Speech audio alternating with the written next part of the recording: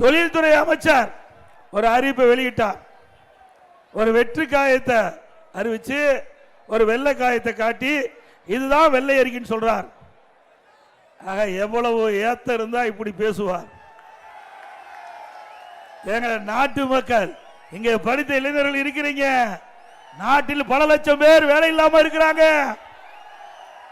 திராவிட முன்னேற்ற கழக அரசு அமைந்த பிறகு இந்த 52 மாத திராவிட முன்னேற்ற கழக ஆட்சியில் 922 புரிந்துணர்வு ஒப்பந்தங்கள் போடப்பட்டதாகவும் அதிலே கிட்டத்தட்ட 10 லட்சம் தொழில் முதலீட்டு ஈர்க்கப்பட்டதாகவும் அதில் 32 லட்சம் பேருக்கு வேலை கிடைக்கும் என்றும் அதோட 75% புரிந்துணர்வு ஒப்பந்தம் நிறைவேற்றப்பட்டதாக திரு ஸ்டாலின் அவர்கள் ஜெர்மன் நாட்டுக்கு செல்கின்ற பொழுது பத்திரிகையாளரை சந்தித்து இப்படி ஒரு செய்தி வெளியிட்டு போயிருக்காங்க. திரு ஸ்டாலின் அவர்களே, திரு தொழில்துறை அமைச்சர் டிஆர்பி ராஜா அவர்களே, இதற்கு விளக்கம் கொடுக்கப்பட வேண்டும். ஒரு முதலமைச்சர் இன்றைக்கு தொலைக்காட்சியிலே பேட்டி கொடுக்கின்ற பொழுது இந்த செய்தியை சொல்லிக்கிறார்.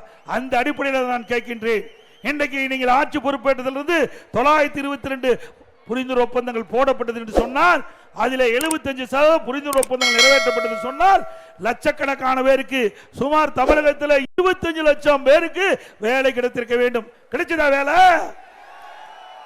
திண்டுக்கல் மாவட்டம் வேடசத்தூர்ல எத்தனை பேருக்கு வேலை கிடைச்சது?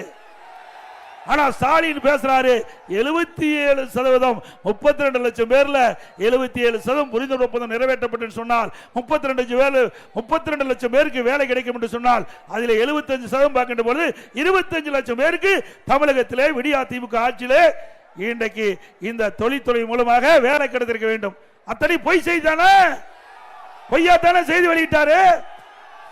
இதற்கு பிரதான எதிர்க்கட்சி அனைத்து இந்திய அண்ணா திராவிட முன்னேற்ற கழகம், அது மக்களால் அங்கே கொடுத்திருக்கிறீங்க.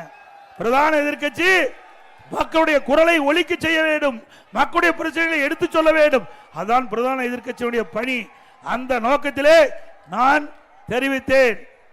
இன்றைக்கு திரு ஸ்டாலின் அவர்களே, உங்களுடைய ஆட்சியிலே இன்றைக்கு 10 லட்சம் கோடி தொழில் முதலீட்டு ஈர்க்கப்பட்டதாகும், 922 புரிந்துணர்வு ஒப்பந்தம் போட்டதாகவும் நீங்கள் வெளியிட்டிருக்கீங்களே, அதற்கு வெள்ளை அறிக்கை வேண்டும். வெள்ளை அறிக்கை வேணும்ல, நீங்க தெரிஞ்சுக்க வேணும்ல. அப்படி தெரிஞ்சா தானே எவ்வளவு தொழில் வந்தது, அந்த தொழிலுடைய நிலைமை என்ன, எத்தனை தொழில் பயன்பாட்டுக்கு வந்திருக்குது, எவ்வளவு நிதி தமிழ்நாட்டுக்கு வந்திருக்குது, தொழில்துறை மூலமாக எவ்வளவு பேருக்கு வேலை கிடைத்திருக்கு என்ற விவரத்தை கேட்டா வெள்ளை காயத்தை காட்டுகிறார்.